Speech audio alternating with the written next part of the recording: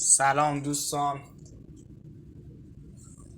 خوش اومدیم به یه ویدیو جدید. همونطور که قول دادیم گفتیم که اولین ویدیومون در مورد فیفا بود و توضیحاتمون هم دادیم. حالا اومدیم به اولین سری فیفا.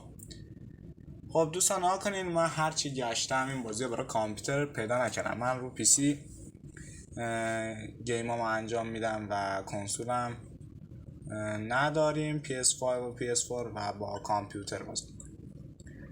خب اومدیم در مورد بازی EA اسپورت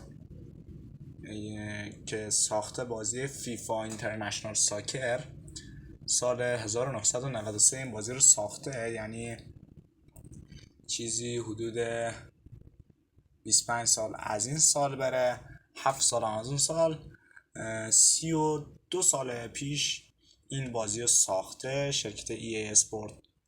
و همینطور که میبینین این هم کاور بازیه و من اومدم تو سایت گیم آپ، چون هرچی گشتم پیدا نکردم برای کامپیوتر. اومدیم اینجا و دیگه اینجا راهنما رو نوشته، کلیدای میان بر هم نوشته و توضیحات هم گفته یکی از محبوب ترین بازی ورزشی در دنیا می باشد. این بازی که توسط شرکت EA اسپورت تولید و توسط شرکت الکترونیک آرتس منتشر شده است، در سال 1993 عرضه شده.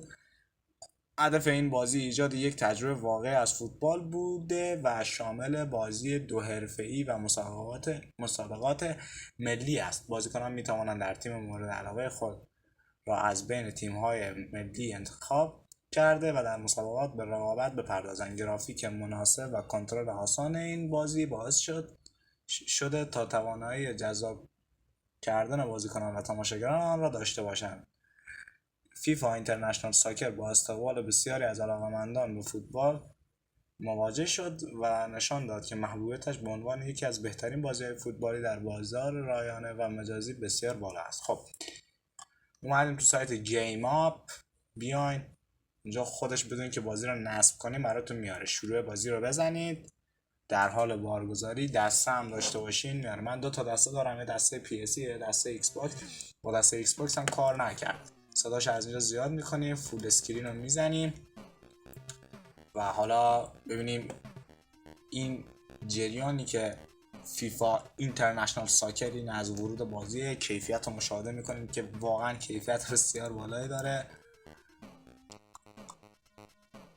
بزنیم میریم این گیم ستاپ، این صفحه منو ایتون چیزای بازیه، گزینه هاش این گزینه رو داره: تورنمنت، پلی آف، لیگ، اینم ریستور، آپشنز، اینم آپشنش.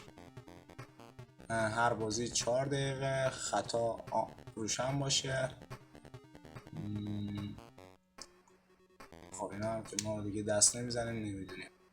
این هم که زبونشه، این زبونا رو پشتیبانی میکنه، همون انگلیس. بذار باشه جاره اومد رو پرتغال، ولش که خرابش کردیم.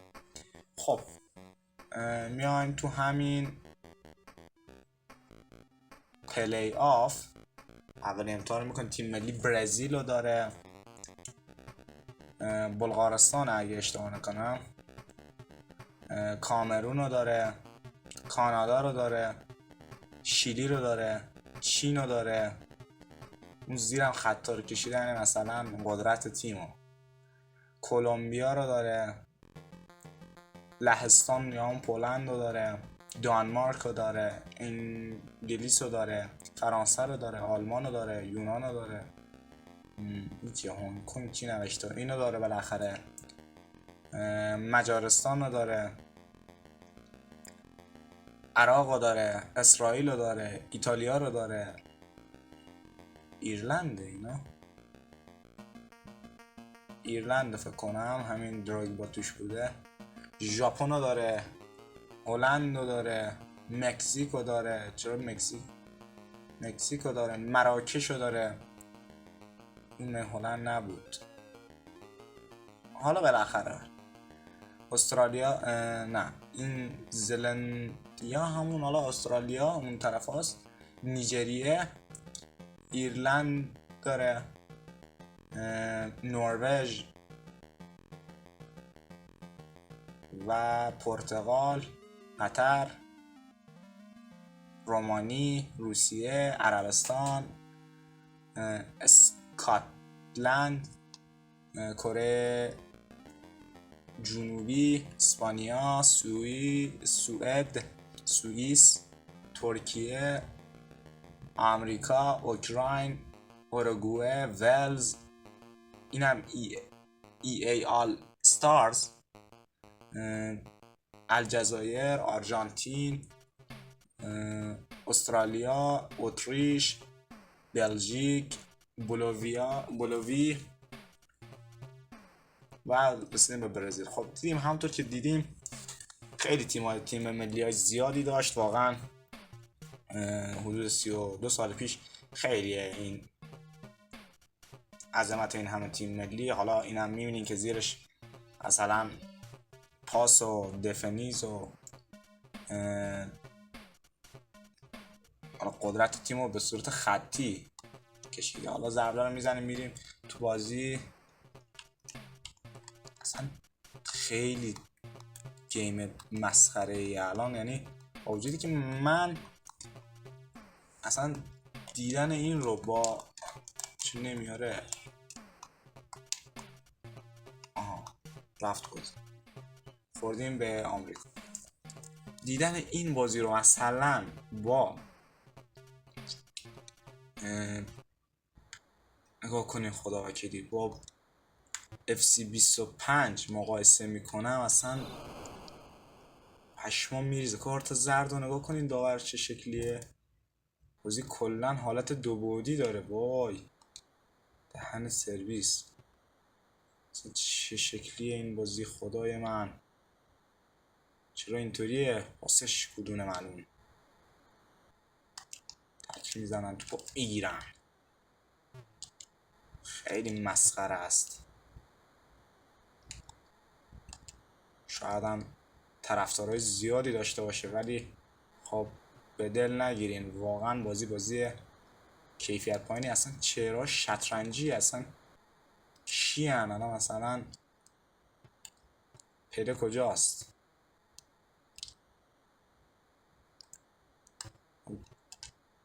چه نوع بازی؟ حالا گیم پلی رو مشاهده میکنیم از این بازی. شوتو میزنه تو به بیرون میره. خب این هم گیم پلی بود که مشاهده کردیم دوستان. این بازی